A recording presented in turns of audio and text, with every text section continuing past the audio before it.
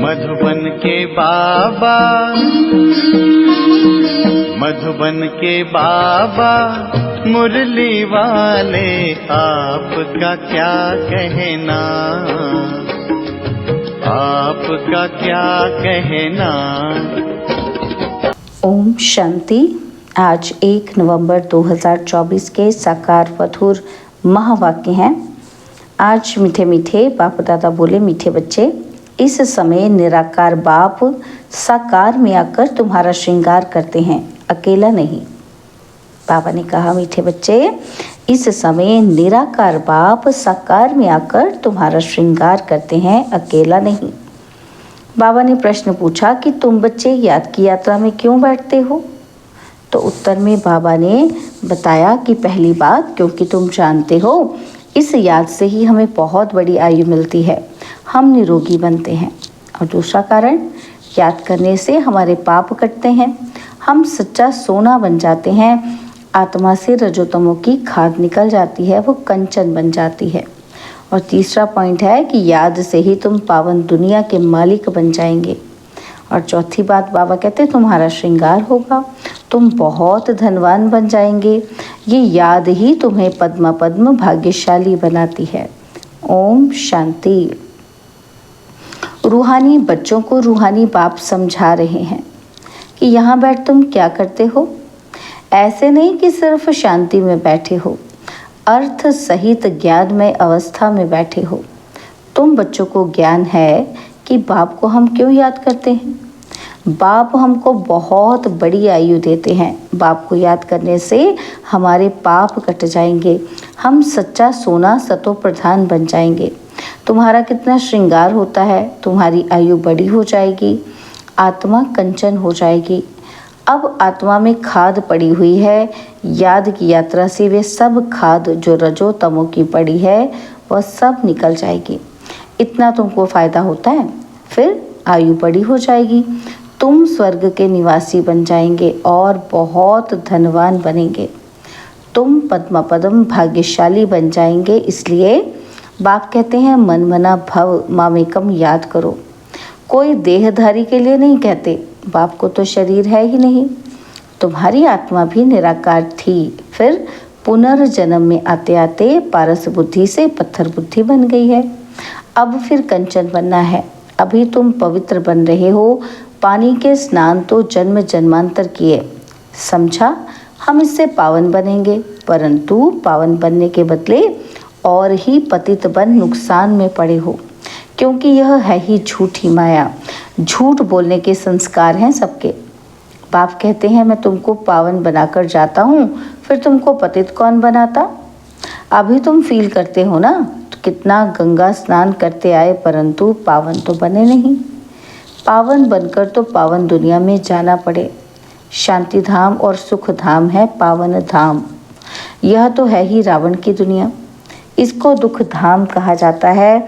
यह तो सहज समझने की बात है ना, इसमें कोई मुश्किलात ही नहीं, ना किसी को सुनाने में मुश्किलात है। जब कोई मिले तो सिर्फ ये बोलो, अपने को आत्मा समझ बेहद के बाप को याद करो। आत्माओं का बाप है परम पिता परमात्मा शिव।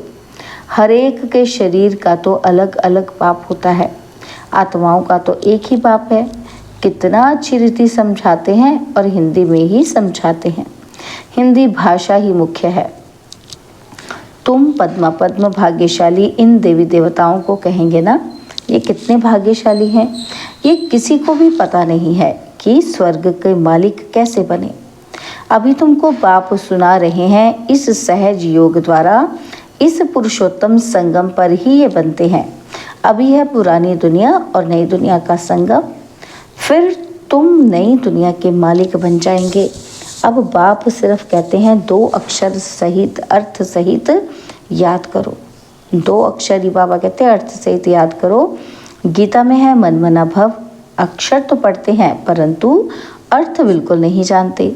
बाप कहते हैं मुझे याद करो, क्योंकि मैं ही पतित पावन हूँ और कोई ऐसे कह न सके। बाप ही कहते हैं मुझे याद करने से तुम पावन बन पावन दुनिया में चले जाएंगे। पहले पहले तुम सतो प्रधान थे, फिर पुनर्जन्म लेते लेते तमो प्रधान बने हो। अब 84 जन्म बाद फिर तुम नई दुनिया में देवता बनते हो। रचयिता और रचना दोनों को तुम जान गए हो, तो अभी तुम आस्तिक बन गए हो। आगे जन्म जन्मांतर तुम नास्तिक थे। ये बात जो बाप सुनाते हैं और कोई जानते ही नहीं। कहाँ भी जाओ कोई भी तुमको ये बातें नहीं सुनाएंगे। अभी दोनों ही बाप तुम्हारा श्रृंगार कर रहे हैं। पहले तो बाप अकेले था, शरीर बिगड़ था, ऊपर बैठ तुम्हारा श्रृंगार कर ना सके। कहते हैं ना कि बत्तख 12 माना 1 और 2 मिलकर 12 होते हैं। बाकी प्रेरणा व शक्ति आदि की बात नहीं, ऊपर से प्रेरणा द्वारा मिल ना सके। निराकार जब साकार शरीर का आधार लेते हैं तब तुम्हारा श्रृंगार करते हैं। समझते भी हैं कि बाबा हमको सुखधाम में ले जाते हैं। ड्रामा के प्लान अनुसार बाबा बंधायमान हैं, उनको ड्यूटी मिली हुई है। हर 5000 वर्ष बाद आते हैं तुम बच्चों के लिए। इस योग बल से तुम कितने कंचन बनते हो। आत्मा और काया दोनों कंचन बनती हैं और फिर छीछी बनते हो। अभी तुम साक्षात्कार करते हो। इस पुरुषार्थ से हम ऐसा श्रृंगारा हुआ बनेंगे। तो बाबा कहते हैं वहाँ क्रिमिनल आई होती ही नहीं, तो भी अंग सब ढके हुए होते हैं। यहाँ तो देखो छी बातें रावण राज्य में सीखते हैं। इन लक्ष्मी नारायण को देखो, ड्रेस आदि कितनी अच्छी है। यहाँ सब है देह अभिमानी। उनको देह अभिमानी नहीं कहेंगे, उन्हों की नेचुरल ब्यूटी है। बाप तुमको ऐसा नेचुरल ब्यूटीफुल बनाते हैं। आजकल तो सच्चा जेवर कोई पहन भी नहीं सकता। कोई पहने तो उनको ही लूट जाए। वहाँ तो ऐसी कोई बात ही नहीं। ऐसा बाप तुमको मिला है, इन बिगड़ तो तुम बन ना सको। बहुत कहते हैं कि हम तो डायरेक्ट शिव बाबा से लेते हैं, परंतु वो देंगे ही कैसे।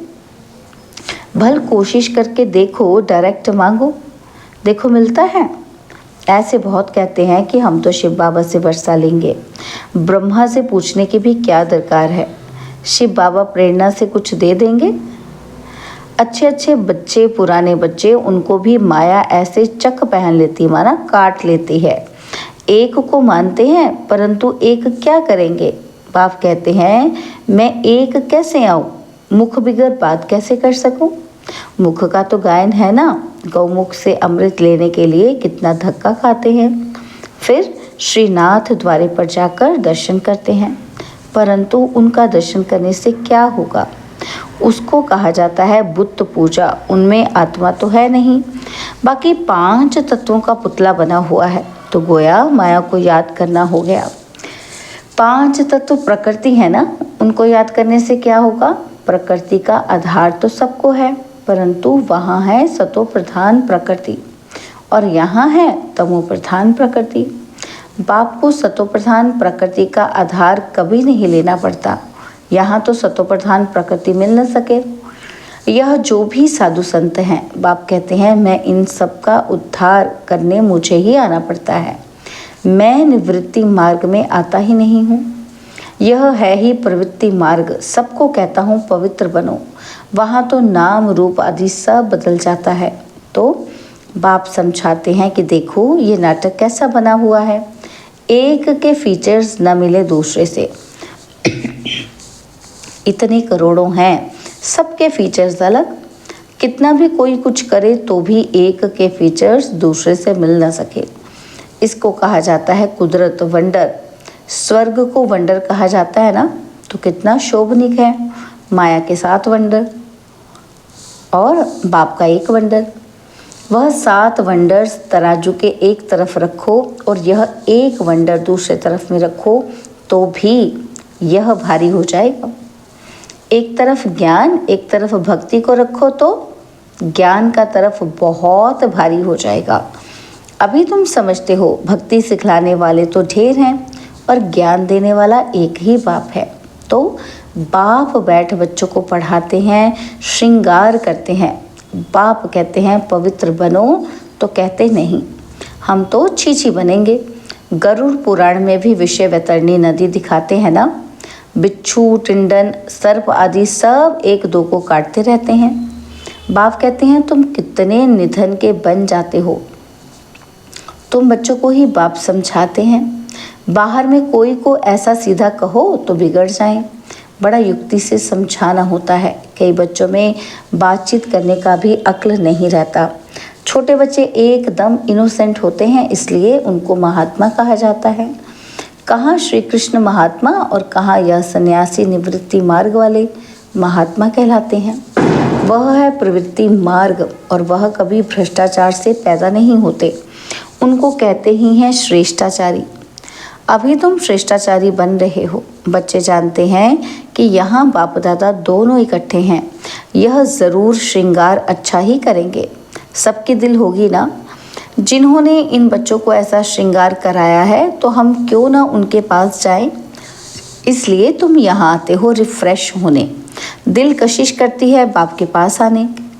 जिनको पूरा निश्चय होता है वो तो कहेंगे चाहे मारो चाहे कुछ भी करो, हम कभी साथ नहीं छोड़ेंगे। कोई तो बिगर कारण भी छोड़ देते हैं। यह भी ड्रामा का खेल बना हुआ है। फारकती व डाइवोर्स दे देते हैं। बाप जानते हैं कि यह रावण के वंश के हैं। कल्प कल्प ऐसा होता है। कोई फिर आ जाते हैं। बाबा समझाते हैं हाथ छोड़ने से पद कम हो जाता है। सम्मुख आते हैं, प्रतिज्ञा करते हैं कि हम ऐसे बाप को कभी नहीं छोड़ेंगे, परंतु माया रावण भी कम नहीं है। झट अपनी तरफ खींच लेती है और फिर सम्मुख आते हैं तो उनको समझाया जाता है। बाप लाठी थोड़ी लगाएंगे। बाप तो फिर भी प्यार से ही समझाएंगे। तुमको माया ग्राह खा जाता। अच्छा हुआ जो बच कर आ गए। घायल होंगे तो पद कम हो जाएगा। जो सदैव एक रस ही रहेंगे वह कभी हटेंगे नहीं, कभी हाथ नहीं छोड़ेंगे। यहाँ से बाप को छोड़ मरकर माया रावण के बनते हैं तो उनको माया और ही जोर से खाएगी। बाप कहते हैं तुमको कितना श्रृंगार करते हैं। समझाया जाता है अच्छे होकर चलो, किसी को दुख नहीं दो। ब्लड से भी लिख कर देते हैं और फिर वैसे के वैसे बन जाते हैं। माया बड़ी ज़बरदस्त है। कान नाक से पकड़कर बहुत तड़फाती है। अब तुमको ज्ञान का तीसरा नेत्र देते हैं तो क्रिमिनल दृष्टि कभी नहीं जानी चाहिए। विश्व का मालिक बनना है तो कुछ मेहनत भी करनी पड़े ना। अब तुम्हारी आत्मा और शरीर दोनों तमो प्रधान हैं। खाद पड़ गई है। इस खाद को भस्म करने के लिए बाप कहते हैं मुझे याद करो। तुम बाप को याद नहीं कर सकते हो, लज्जा नहीं आती है। याद नहीं करेंगे तो माया के भूत तुमको हप कर लेंगे। तुम कितना छीछी बन गए हो। रावण राज्य में एक भी ऐसा नहीं जो विकार से पैदा ना हुआ हो। वहाँ इस विकार का नाम नहीं, रावण ही नहीं। रावण राज्य होता ही है द्वापर से। पावन बनाने वाला एक ही बाप है। बाप कहते हैं बच्चे यह एक जन्म ही पवित्र बनना है, फिर तो विकार की बात ही नहीं होती। वह है ही निर्विकारी दुनिया। तुम जानते हो यह पवित्र देवी देवता थे, फिर 84 जन्म लेते लेते नीचे आए हैं। अब है पतित, तब पुकारते हैं कि हे शिव बाबा हमको इस पतित दुनिया से छुड़ाओ।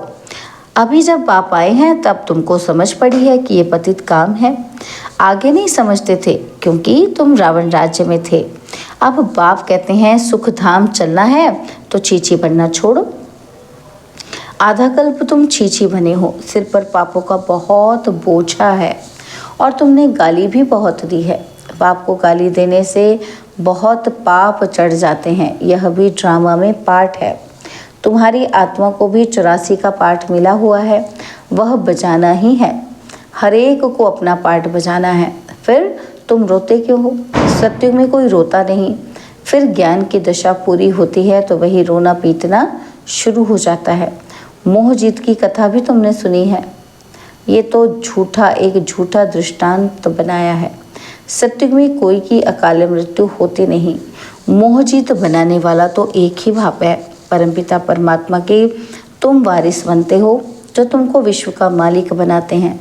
अपने से पूछो कि हम आत्माएं उनके वारिस हैं। बाकी जिस्मानी पढ़ाई में क्या रखा है? आजकल तो पतित मनुष्यों की शक्ल भी नहीं देखनी चाहिए और ना बच्चों को दिखानी चाहिए। बुद्धि में हमेशा समझो कि हम संगम युग पर हैं। एक बाप को ही याद करते हैं और सबको देखते हुए नहीं देखते हैं। हम नई दुनिया को ही देखते हैं। हम देवता बनते हैं, उस नए संबंधों को ही देखते हैं, पुराने संबंध को देखते हुए नहीं देखते हैं। ये सब भस्म होने वाला है। हम अकेले आए थे, फिर अकेले ही जाते हैं। बाप एक ही बार आते हैं साथ ले जाने। इनको शिव बाबा की बारात कहा जाता है। शिव बाबा के बच्चे सब हैं। बाप विश्व की बादशाही देते हैं, मनुष्य से देवता बनाते हैं। आगे विष उगलते थे, अब अमृत उगलते हैं। अच्छा, मीठे मीठे सिकिलते बच्चों प्रति माता पिता, बाप दादा का याद प्यार और गुड मॉर्निंग। रूहानी बाप की रूहानी बच्चों को नमस्ते। हम रूहानी बच्चों की रूहानी बाप दादाजी को दिलवा जान सिकवा प्रेम से नमस्ते। ओम शांति। प्यारे बाबा, मीठे बाबा, मेरे बाबा, शुक्रिया बाबा, शुक्रिया बाबा, शुक्रिया। धारणा के लिए मुख्य सार है। पहला पॉइंट है, स्वयं को संगम युग निवासी समझकर चलना है। पुराने संबंधों को देखते हुए भी नहीं देखना है। बुद्धि में रहे कि हम अकेले आए थे, अकेले जाना है। और सेकंड पॉइंट है, आत्मा और शरीर दोनों को कंचन बनाने के लिए ज्ञान के तीसरे नेत्र से देखने का अभ्यास करना है। क्रिमिनल दृष्टि खत्म करनी है। ज्ञान और योग से अपना श्रृंगार करना है। बाबा ने आज वरदान दिया, मन मना भव हो, अलौकिक विधि से मनोरंजन मनाने वाले बाप समान भव।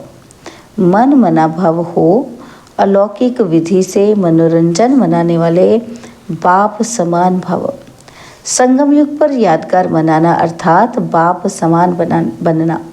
यह संगम युग के सुहेज हैं। खूब मनाओ, लेकिन बाप से मिलन मनाते हुए मनाओ। सिर्फ मनोरंजन के रूप में नहीं, लेकिन मन मना भव हो, मनोरंजन मनाओ। अलौकिक विधि से अलौकिकता का मनोरंजन अविनाशी हो जाता है। संगम युगी दीपमाला की विधि, पुराना खाता खत्म करना, हर संकल्प हर घड़ी नया अर्थात अलौकिक हो। पुराने संकल्प, संस्कार, स्वभाव, चाल चलन, यह रावण का कर्जा है। इसे एक दृढ़ संकल्प से समाप्त करो। स्लोगन है, बातों को देखने के बजाय स्वयं को और बाप को देखो। बातों को देखने के बजाय स्वयं को और बाप को देखो। ओम शांति।